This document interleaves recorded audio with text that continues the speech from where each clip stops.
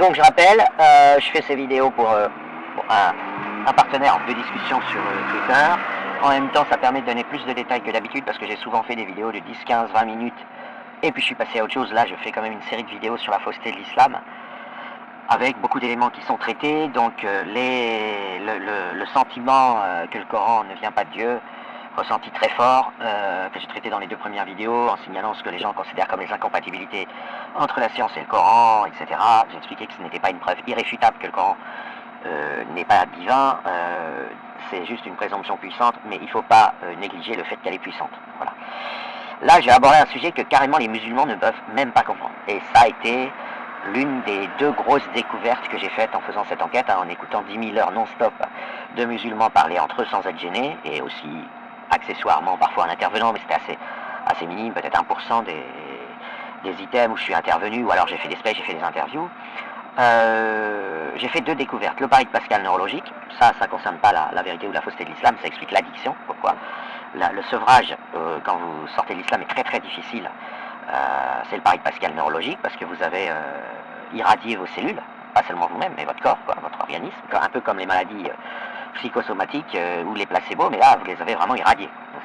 Du coup la sortie est difficile. Ce qui peut fournir une aide aux apostats qui sortent et puis rentrent et puis ressortent et bref, se sentent pas bien, en particulier en Afrique. En Afrique subsaharienne, on a eu plusieurs, moi j'ai eu plusieurs témoignages, j'ai croisé plusieurs dizaines même de témoignages, sur 5 ans c'est pas beaucoup, mais enfin ça m'a semblé significatif parce que d'Africains vivant donc dans des pays souvent pauvres et très chauds où les conditions sont difficiles, disant que ça leur avait donné le vertige d'apostasier et qu'ils avaient essayé de se rabattre sur des versions. Alors souvent il y en a qui se convertissent au christianisme, donc ça allège la difficulté, mais enfin c'est remplacer une drogue par une autre drogue.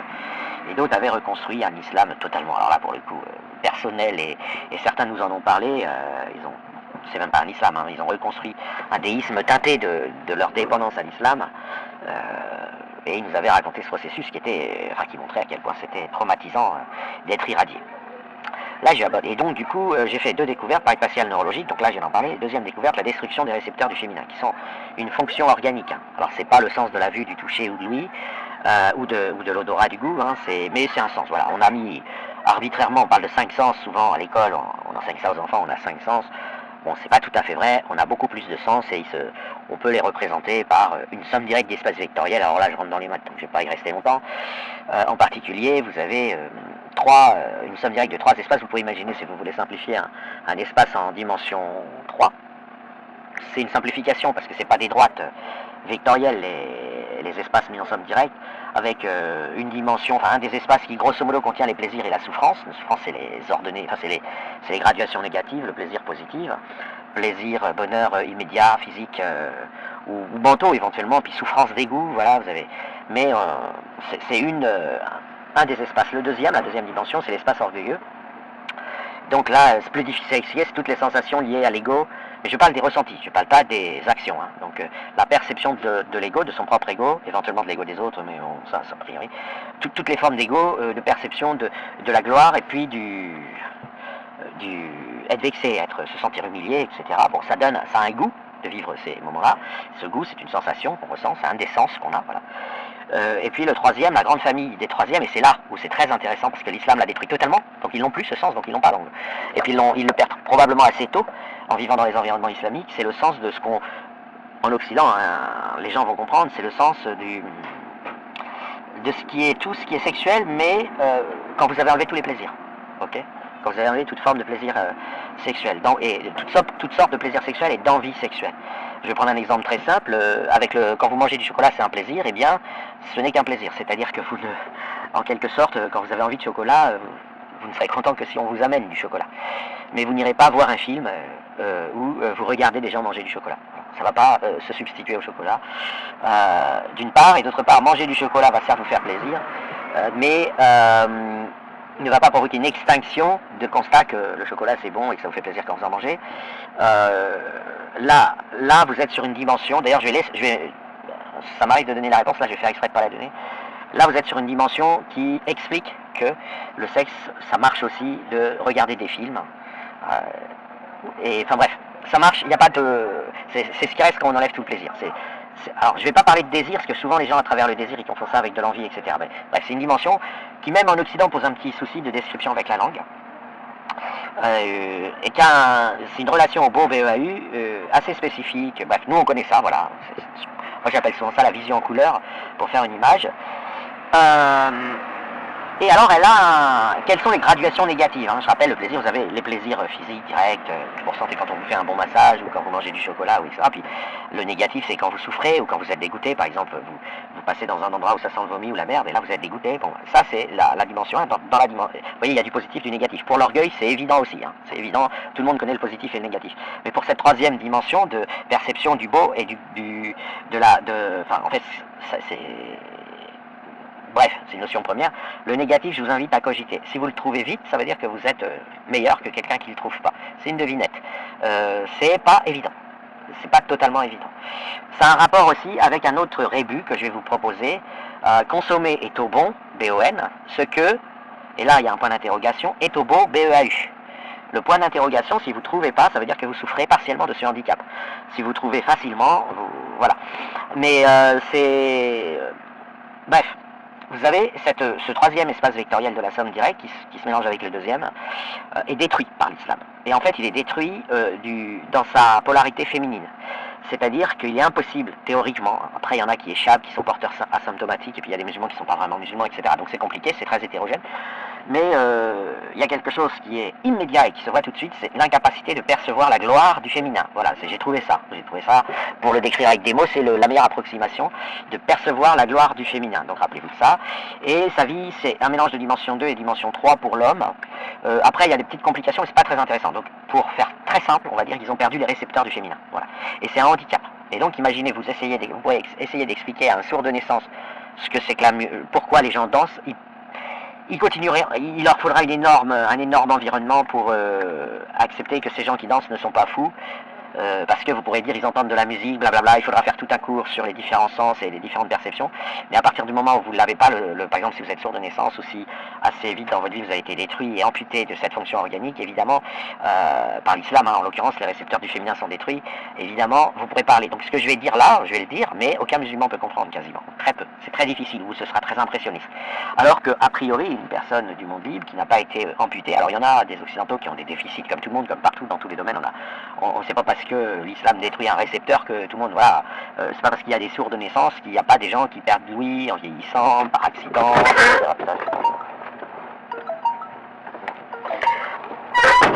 Et voilà, maintenant je vais aborder un élément, je vais réexpliquer une dépendance extrême entre la capacité de ne pas apostasier, le fait de se maintenir dans l'islam, de ne pas avoir de baisse de foi, et l'absence de ces récepteurs.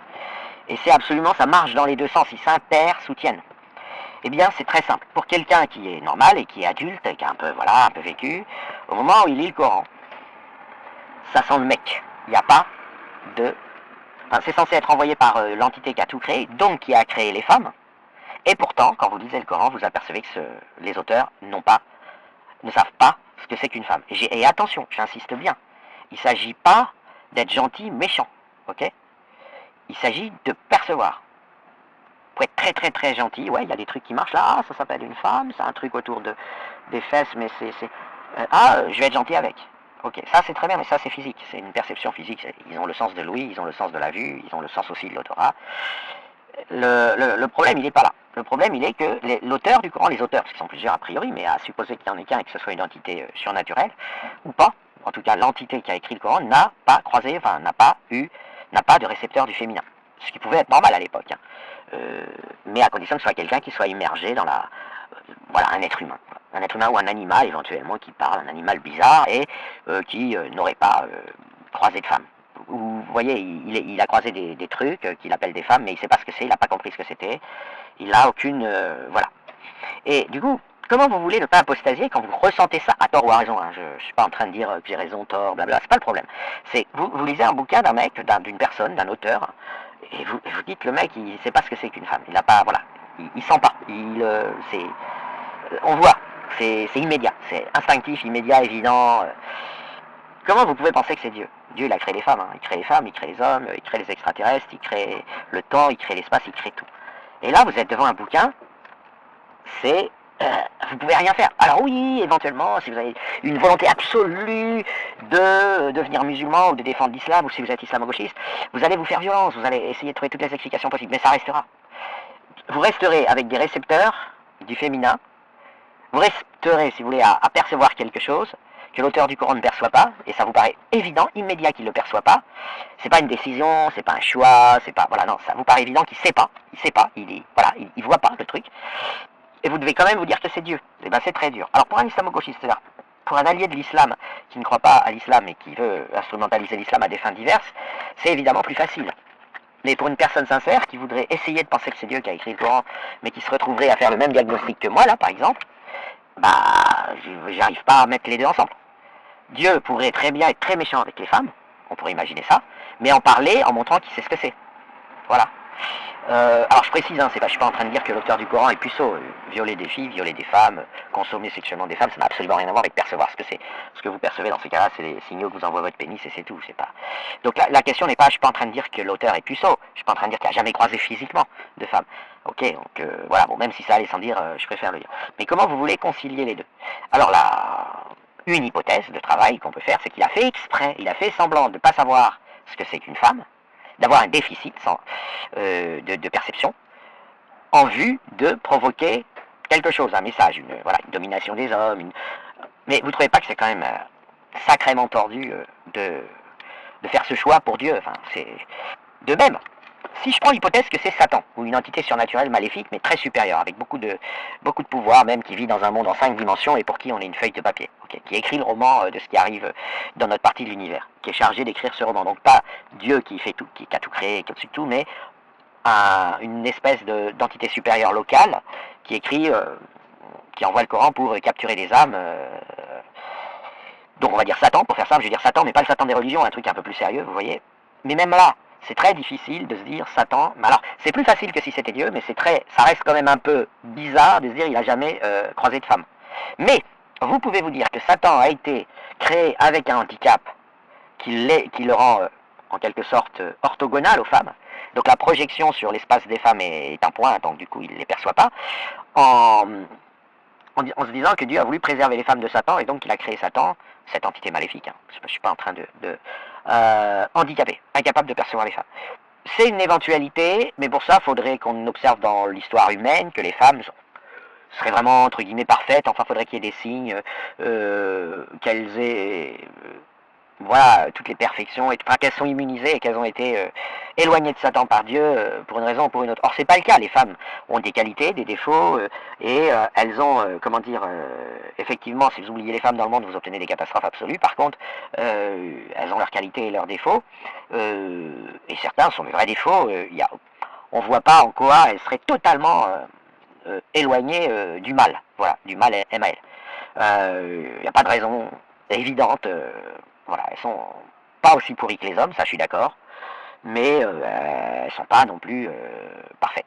Je veux dire, on a des tas d'exemples de femmes, mais la proportion par exemple de pervers narcissiques, parce que ça c'est une donnée qui est quand même assez stable, et en plus qu'elle mérite d'être carrée et pas reconnue par la psychiatrie, parce que c'est trop carré, enfin bref, après je ne vais pas dériver sur ce sujet, parce que la psychiatrie en fait une sorte de propriété native, innée, qui doit être traitée par les tribunaux, tant qu'il n'y a pas une loi qui dira le contraire. Ils ne considèrent pas qu'il y a quelque chose à soigner chez le pervers narcissique, pas plus qu'ils considèrent qu'il y a quelque chose de psychiatrique à soigner chez le trisomie 21 ou chez l'ours. Ils pensent qu'un ours, c'est un ours, et qu'il n'appartient pas à un psychiatre de se dire, ah bah non, ça devrait être un homme, on va tout faire pour recevoir en cabinet cet ours et le transformer en être humain, et lui apprendre à être un être humain. Donc vis-à-vis des pervers narcissiques qui sont considérés comme une espèce biologique un peu différente de l'être humain, vous avez autant de femmes que d'hommes. Donc bon voilà, y a pas...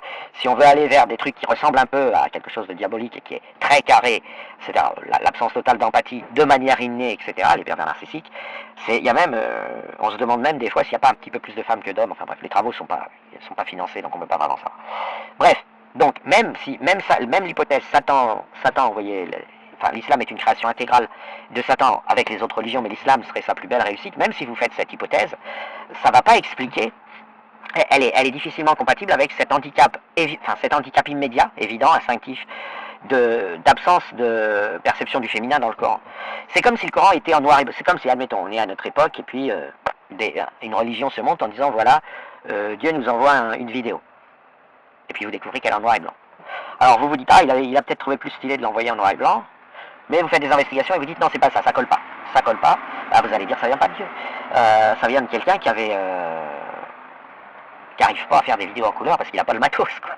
C'est-à-dire que si vous trouvez aucune raison de mettre la vidéo en noir et blanc et que Dieu qui vous envoie un message vous envoie une vidéo en noir et blanc et il vous passe, disons qu'imaginez qu'il y a plein d'ingrédients ou mettre des couleurs, ça irait tout de suite mieux, ce serait tout de suite plus crédible. Alors pourquoi il le met en noir et blanc? Par exemple, imaginons, il souhaite vous montrer un jardin et il est en noir et blanc. Bah, la couleur verte du jardin, ça va être un peu con, hein. Voilà, et ben c'est un peu ça. C'est un peu ça. C'est-à-dire que vous lisez le Coran, vous dites putain, c'est écrit en masculin. C'est écrit en masculin hémiplégique, c'est-à-dire uniquement la composante mâle. Il y a un petit souci pour arriver à faire coïncider ça avec l'idée que ça viendrait de Dieu. Et c'est terrible parce que c'est insauvable. Je vais prendre un exemple d'ailleurs tout bête, voilà, pour le coup, aucun musulman peut contester. C'est pas une question de traduction, dire ouais, l'arabe est mal traduit, ouais, le contexte. Vous avez des centaines de versets. Le Coran est inondé de promesses de paradis pour les hommes avec des descriptions complètes du paradis pour les hommes. Enfin, très très détaillées, très nombreuses, très intenses dans le Coran. Par contre, vous n'en avez pas pour les chiens et les chats, ni pour les ânes, ni pour les vaches, ni pour les hérissons, ni pour les poissons. Il n'existe aucune mention que ces êtres vivants-là connaîtront un paradis après le passage sur Terre. Et pourtant, ils sont évoqués, il y a pas mal d'animaux évoqués dans le Coran, voilà, ils sont évoqués, parfois ils parlent d'ailleurs. Eh bien, c'est pareil pour les femmes. L'idée ne semble même pas effleurer l'esprit des auteurs ou de l'auteur de donner quelques indications sur à quoi ressemblerait le paradis dans lequel se retrouveraient les femmes, et ça ressemble beaucoup plus à une boulette qu'à un coup monté, même. C'est-à-dire que si c'était à refaire, les inventeurs du Coran diraient, si on les réveillait, si on les sortait de leur tombe et qu'on leur disait hey, les mecs, quand vous avez inventé l'islam, vous avez fait une grosse boulette, vous avez totalement oublié de donner des indications et des descriptions du paradis pour les femmes. Ben, je peux vous dire que les mecs, même s'ils ont raté le Coran exprès sur d'autres aspects, j'ai fait des vidéos pour dire pourquoi le Coran était raté exprès sur un certain nombre d'aspects, celui-ci c'est pas volontaire. Ils n'ont pas fait exprès. Ils ont oublié, voilà, parce qu'ils connaissaient pas les femmes, parce que c'est une époque, c'était compliqué, voilà, la plupart des mecs avaient aucune idée de ce qu'était une femme. Et ils étaient très très gênés, voilà, il les attrapait, il les violait, mais c'est tout, quoi, c'était... Et on a énormément dans le monde musulman de rapports sexuels avec les animaux femelles, ils violent énormément d'animaux, alors quand je dis on en a énormément en nombre, même si c'est que 2% des musulmans, mais il n'y a aucun autre groupe qui s'adonne à ça, et cette destruction des récepteurs du féminin est pour beaucoup. Il est pour beaucoup. J'ai sur ma TL, il faudrait que je la retrouve d'ailleurs, c'est trop marrant. Il y a un kabyle musulman qui se vante, qui est en contact avec une femme dans un live, et il se vante de toutes ses relations sexuelles avec les vaches et les chèvres, en expliquant toute l'expérience qu'il a. Et c'est naturel, c'est-à-dire qu'il explique à cette femme, t'inquiète, tu vas voir, je sais ce que c'est que de pénétrer, que de rentrer mon pénis dans un vagin, je sais ce que c'est, t'as pas à t'inquiéter. Il évoque tout son tableau de, je sais plus comment on appelle ça, le body count avec les chèvres et les vaches, et ils sont nombreux à le faire, c'est assez courant. Et évidemment, en plus, c'est eux-mêmes qui font l'association avec l'islam, qui n'a pas besoin de... Voilà. Après, je dis pas que les autres musulmans qui font pas ça approuvent. Ce que je veux dire, c'est que c'est dépendant directement de cette absence des récepteurs du féminin, et de cette absence totale de féminin dans le Coran. Et donc, dans le logiciel qui s'est perpétué au sein du monde musulman et qui aujourd'hui est explicite, c'est-à-dire que les mecs ils se battent pour remettre la femme à la maison et sous l'autorité de l'homme. Maintenant, je vais quand même rappeler pourquoi ça, il y a un lien avec, c'est pas un lien, c'est un véritable aller-retour permanent entre les baisses de foi, enfin la lutte contre les baisses de foi et le maintien, l'amputation de ces récepteurs et surtout la non-envie de les récupérer ou de se dire il me manque quelque chose. Ben si vous retrouvez vos récepteurs du féminin, vous pouvez que apostasier à la base. Même si une personne ici ou là pourrait récupérer ses récepteurs du féminin et trouver une explication tordue, tirée par les cheveux pour dire que Dieu a fait exprès de faire que son bouquin qu'il émane aucune odeur féminine de son livre, enfin j'ai aucun signe qui connaît ce que c'est qu'une femme, qui sait ce que c'est qu'une femme, et beaucoup de signes en plus qui montrent qu'il ne sait pas, donc voilà. Et ça concernerait qu'une très petite proportion de personnes. Il y a équivalence entre ne pas avoir de récepteur du féminin et se maintenir suffisamment dans la peur de l'enfer et de la croyance que l'islam a des probabilités d'être vrai. Il y a une correspondance qui paraît évidente. Hein, c'est comme, c'est comme si dans un livre écrit par Dieu, imaginons une autre religion qui écrit un livre en disant qu'il existe des fous, alors c'est une religion envoyée aux sourds de naissance, ok, ces sourds de naissance, on imagine un pays où il n'y a que des sourds de naissance.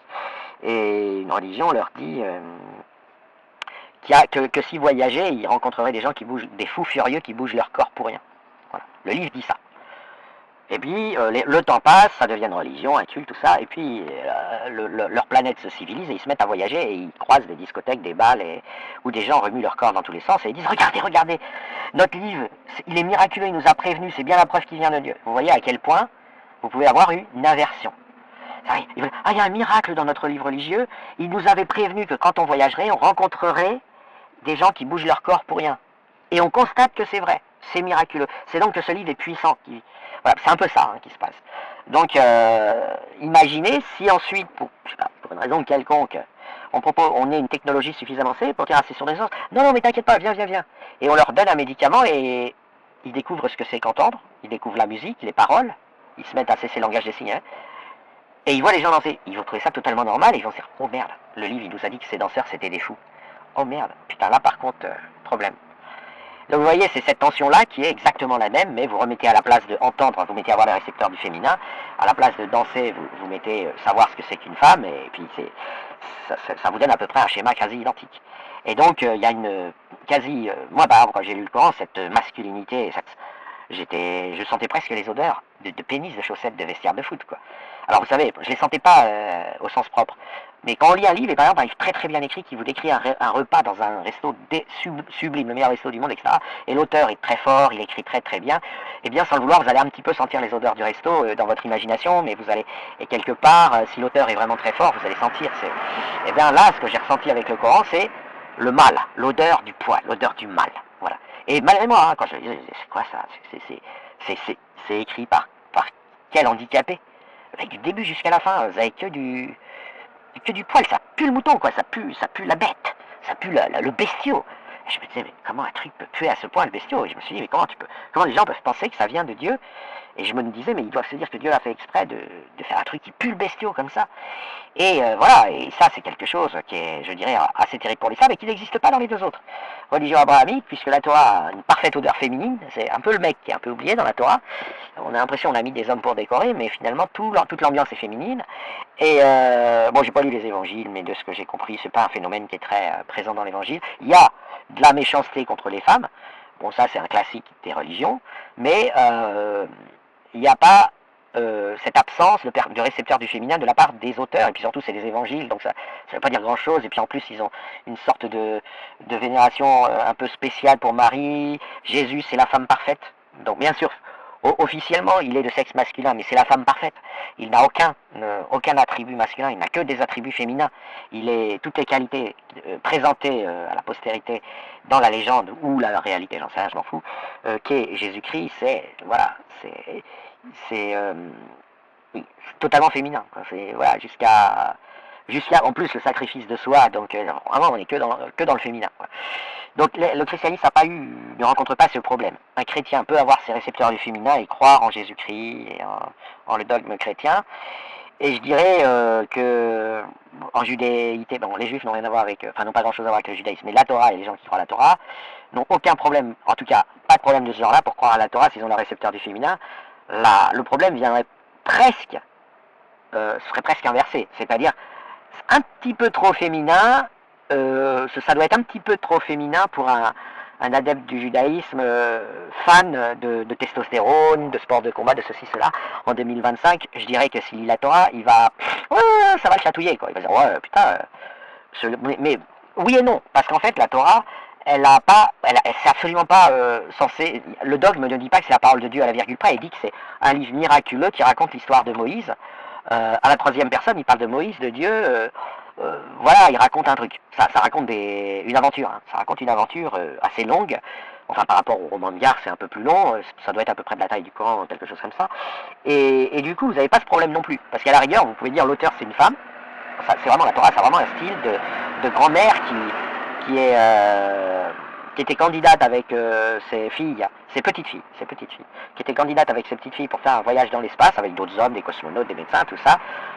Bon, il y a eu des problèmes, ils sont tous morts, elle a atterri sur une planète où il y a de l'atmosphère et des tomates, on peut manger sans mourir de faim, mais il n'y a rien. Voilà, il fait 30 degrés, donc il n'y a pas besoin de maison, on ne mourra pas de froid, mais il n'y a rien. On peut manger, chier, et du coup elle se retrouve toute seule avec ses filles, et elle dit, bon écoutez les filles, vu qu'il n'y a rien à faire, je vais vous raconter un truc que vous n'avez pas connu, qui est nos origines, et pof, et ben là on imagine, elle raconte la Torah et ça passe. L'idée c'est que ça, c'est totalement cohérent. Donc c'est réellement raconté dans le style d'une grand-mère en voix off, voilà. On n'est pas du tout, c'est-à-dire que le mec est un peu trop testostéroné, un peu trop bestiaux, il va se sentir un peu exclu par ce style, cette façon de présenter les choses. Et un des grands mystères, mais bon, il y en a des mystères dans la vie, c'est comment font les femmes qui lisent le Coran. Bon, elles ont peur d'aller en enfer, j'ai enquêté, j'ai la réponse, leur dépendance, leur addiction à l'islam, le fait qu'elles ne parviennent pas à s'en défaire, c'est là pour le coup, il n'y a pas de subconscient, il n'y a pas, c'est, je veux aller au paradis, je veux pas aller en enfer. Mais surtout, je veux pas aller en enfer, parce que le paradis, du coup, il n'y a rien encore. Donc elles transcendent, elles disent, bon, il y aura au moins un endroit sympa pour moi. Il y a des hadiths, bon, ils ont été un peu foireux, mais parce qu'ils ont essayé de rattraper le coup, hein. Vu que le Coran oublie d'en parler, il fallait que les hadiths en parlent, mais c'est un fiasco. Mais bref, elles s'en foutent, les femmes, elles se disent, je vais aller au paradis, je veux pas aller brûler vive éternellement dans les bouillantes, point barre, c'est réglé, c'est carré, il n'y a pas de... Voilà, et donc quand une femme croit à l'islam, elle va voir toutes les autres femmes en disant, bref-toi, sinon tu iras à l'enfer, etc. Et je les ai écoutées, et je les ai même écoutées, c'est exceptionnel, parce que j'ai pu être plusieurs fois dans des tables, assis à des tables de brasserie, où il y avait des adolescentes qui étaient à une autre table et qui parlaient entre elles, et qui n'étaient pas voilées d'ailleurs, parfois voilées, parfois pas voilées, et qui s'encourageaient mutuellement à croire à l'islam, enfin à maintenir leur foi, ce qu'elles appelaient maintenir leur foi, hein, maintenir leur solidité islamique, et leur langage était clair.